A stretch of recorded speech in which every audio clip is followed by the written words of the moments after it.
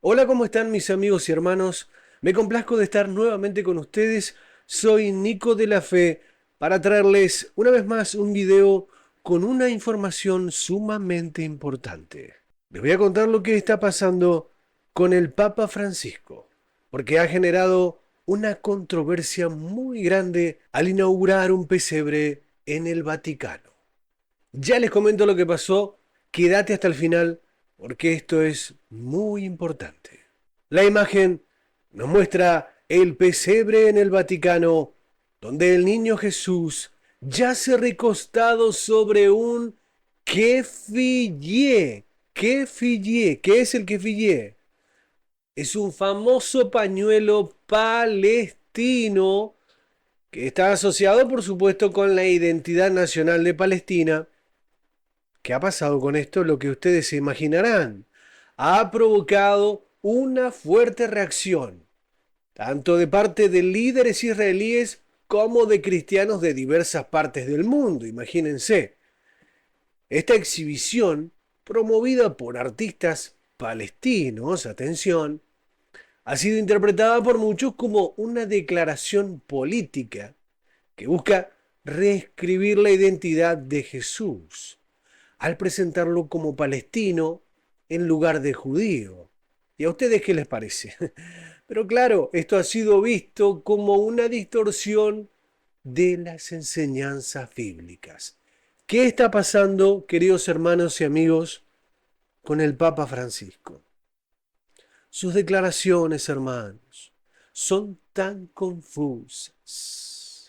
Yo creo, como ustedes saben, soy evangélico, pero creo que para incluso los católicos hay muchas cosas que el Papa Francisco dirá y hará que realmente los dejarán con serias dudas. Estoy bastante seguro de eso. Pero bueno, si alguien tiene dudas de la nacionalidad de Jesús, si era palestino o era judío, bueno, vamos a recordar un poco la historia, porque los textos bíblicos, por empezar, han sido muy claros en cuanto a la identidad de Jesús como un hombre de origen judío. En el Evangelio de Mateo se presenta un claro linaje que conecta a Jesús con David, pero más claro, échale agua, y por supuesto con Abraham. Esto ni hablar que subraya su pertenencia a la tribu de Judá, que es una de las más importantes dentro del pueblo de Israel. A lo largo de los escritos de los evangelios se menciona que Jesús nació en Belén, que creció en Nazaret y se involucró activamente en la vida y las costumbres del pueblo judío. Pero esto es algo de jardín de infantes, hermanos. Disculpen que lo diga así, pero esto es algo demasiado evidente. Es precisamente esta identidad judía la que muchos consideran central para entender su misión y el cumplimiento de las profecías del Antiguo Testamento, claro.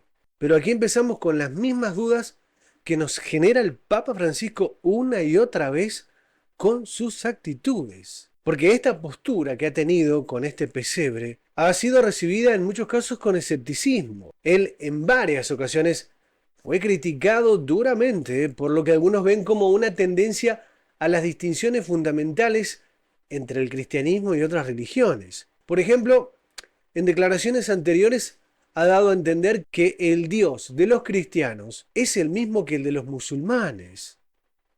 Por supuesto que ha generado mucha confusión y malestar entre los sectores conservadores del cristianismo. ¿Alá es el mismo que Jehová o si usted lo quiere llamar Yahweh? ¿Es lo mismo? Evidentemente que no. Son dioses diferentes, historias diferentes, profetas diferentes. Nada que ver. Ahora, el Papa viene hablando frecuentemente de la necesidad de promover el diálogo interreligioso y la paz, algo que muchos dicen que es un enfoque que corre el riesgo de relativizar las diferencias doctrinales esenciales. Está bien, ¿eh? Por lo menos yo creo que está bien el diálogo interreligioso. Debemos procurar la paz, más allá de las diferencias. El problema es cuando queremos estar tan cerca de llamarnos hermanos o decir que somos hijos del mismo Dios, y esto no es así, para nada. Debemos decir los cristianos que el Dios nuestro es exclusivista. Para pertenecer a la iglesia solo se pertenece a través de Jesús, no hay otro camino. Y las diferencias entre el cristianismo son demasiado profundas. Aunque bueno, son dos religiones monoteístas, por supuesto, y las más grandes del mundo, ambas comparten figuras comunes como la de Abraham, si esto es cierto, Moisés e incluso Jesús, aunque bueno, hay una interpretación muy diferente del Jesús de los musulmanes al Jesús nuestro, ¿no? Uno es Dios para nosotros los cristianos y otro es un profeta más para los musulmanes. Recordemos que Jesús es el Hijo de Dios, es el Mesías prometido, cuya muerte y resurrección son fundamentales en la fe del cristianismo. Incluso Él es parte de la Trinidad, como Padre, Hijo y Espíritu Santo. Este es un concepto innegociable para la fe cristiana. Esto es algo ortodoxo, esto es algo fundamental para nuestra fe. Pero en el Islam, Jesús, que es llamado como Isa, atención, es visto como un profeta más e incluso, no solo eso, es visto como inferior, más bajito que Mahoma. Entonces, ¿es el mismo Jesús el de una religión y de la otra? No, no, no, para nada, jamás, jamás acepten eso. Y ni hablemos que se rechaza que sea el Hijo de Dios, porque para los musulmanes Dios es Alá, es uno, y Él no tiene hijos ni comparte su divinidad. Por eso, primeramente debemos decir que estas diferencias no son menores, representan aspectos centrales de la teología de cada religión y tratar de sugerir una equivalencia entre el Dios cristiano y el musulmán resulta pero hasta problemático desde una perspectiva doctrinal, ustedes saben. Pero Francisco ya desde un inicio de su papado está promoviendo una agenda de acercamiento entre diferentes religiones. Ya en el 2019, por ejemplo, se firmó un documento sobre la fraternidad humana. Y en esta oportunidad estaban el gran imán de Al-Azhar, Ahmed El Tayeb. Este gesto fue visto como un intento de promover la paz y la coexistencia pacífica entre cristianos y musulmanes. Pero también fue criticado por aquellos que vieron en ello una peligrosa dilución de las verdades cristianas. Ahora, volviendo a este pesebre con el kefiyé, esto no hay dudas que parece ser una continuación de esta misma línea de unidad religiosa que ha caracterizado a Francisco en su papado, aunque en este caso con claras implicaciones políticas.